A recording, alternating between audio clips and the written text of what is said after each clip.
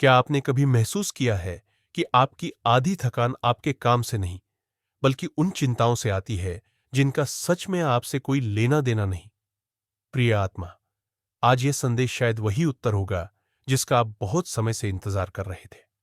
नमस्कार, स्वागत है आस्था के रंगापहैक के इस पावन सफर में, जहां शब्द नहीं, बल्कि अनुभव बोलते हैं, जहां हर प्रश्न के पीछे ईश्वर का संकेत छुपा होता है।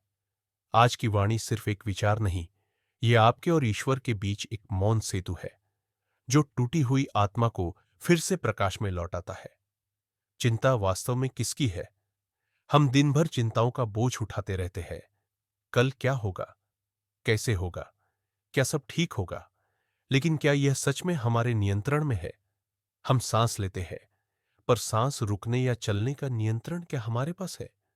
हम जन्म लेते हैं, क्या हमने तय किया था? फिर इतनी चिंता क्यों? क्यों हमने खुद को इस भ्रम में बांध रखा है कि दुनिया हमारे ही सहारे चलती है? एक बच्चा अपनी मां की गोद में पूरा संसार भूल जाता है। उसे पता नहीं कल क्या होगा, पर वह फिर भी निश्चिंत है। क्यों? क्योंकि उसे पता है मां है। और प्रिय आत्मा, क्या हम सबकी एक दिव्य मां नहीं है? समर्पण का रहस्य।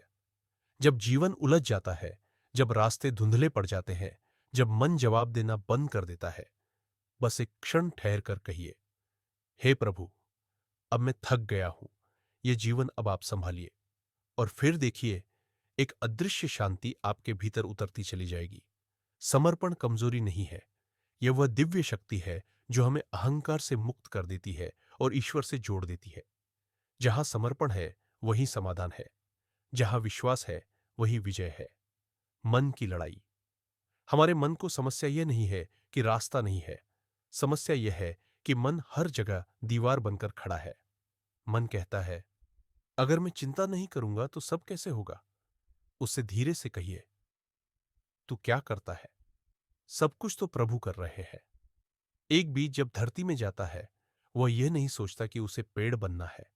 वह सिर्फ मिट्टी को स्वीकार करता है और प्रकृति बाकी काम कर देती है। यही समर्पण है, यही विश्वास है। भीतर की शांति का द्वार। कभी शांत झील के पानी में अपनी परछाई देखी है? जब तक लहरें हैं, कुछ दिखाई नहीं देता, पर जैसे ही पानी ठहरता है, सत्य सामने आ जाता है। आपके भीतर भी एक शांत झील है। जब तक चिंता की लहरें हैं, ईश्वर की आवाज सुनाई नहीं देगी। मौन में उतरिए और देखिए, एक दिव्य प्रकाश भीतर से उठता है जो कहता है, सब ठीक है और सब ठीक हो जाएगा। चिंता वर्ष उत्तरदायित्व। चिंता जलती लकड़ी की तरह है। आप सोचते हैं आप उसे पकड़कर रखे हुए हैं, पर वह तो आपको ही जला रही है। उत्तरदायित्व अलग है। उत्तरदायित्व आपका प्रयास है। चिंता मन की अनावश्यक उलझन। कर्म कीजिए, पर परिणाम प्रभु पर छोड़ दीजिए। यही श्री कृष्ण का संदेश है। कर्म करो, फल की चिंता मत करो। ईश्वर चुप क्यों रहते हैं? जब आप टूटते हैं, जब कोई रास्ता नहीं दिखता, तभी भीतर से एक धीमी सी आवाज सुनाई देती है, मैं हूं, तुम्हारे साथ हूं। हम उस आवाज को अनसुना कर देते हैं, क्योंकि हम शोर में जीने के आदी है। लेकिन ईश्वर हमेशा मौजूद है, कभी किसी व्यक्ति के रूप में, कभी किसी परिस्थिति के रूप में, कभी किसी वाणी के रूप में, और आज शायद इस वीडियो के रूप में भी। दिव्य व्यवस्था, डिवाइन टाइमिंग। हम अक्सर कहते हैं, प्रभु ने मेरी प्रार्थना क्यों नहीं सुनी? लेकिन सच्चाई यह है, उन्होंने सुनी थी, पर उन्होंने वह दिया जो आपके लिए सही था। कभी याद कीजिए, जब आपको लगा सब खत्म हो गया, उसी समय कुछ ऐसा हुआ जिसने आपको फिर खड़ा कर दिया। वह क्या था? वह ईश्वर थे, ईश्वर का वादा। भगवद गीता में कहा गया है, जो भक्त एकनिष्ठ होकर मेरी शरण में आता है। जब खुद भगवान यह कह रहे हैं, तो फिर हम रातों को जाग जाग कर चिंता क्यों पालते हैं?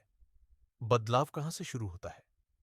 बदलाव तब शुरू होता है जब आत्मा कहती है, प्रभु, अब यह जीवन आपका है, मैं अब चिंता नहीं करूंगा। उस क्षण चिंता समाप्त नहीं होती, बल्कि आप चिंता से ऊपर उठ जाते हैं। आपके भीतर एक ऐसी शांति जन्म लेती है जो तूफानों को अवसर में बदल देती है। प्रिय आत्मा, आपका यह वीडियो देखना कोई संयोग नहीं, यह संभव है कि ईश्वर इसी माध्यम से आपको कह रहे हो, अब थम जाओ, अब मुझे करने दो, सब ठीक होगा, क्योंकि मैं तुम्हारे साथ हूं। अगर यह संदेश आत्मा को छू गया हो तो इसे वहीं मत छोड़िए। जिस व्यक्ति को इसकी सबसे ज्यादा जरूरत है उसे अभी यह वीडियो भेजिए और कमेंट में लिखिए, अब मेरी चिंता प्रभु की होगी। आस्था के रंग में हम हर वाणी को एक दीपक मानते हैं।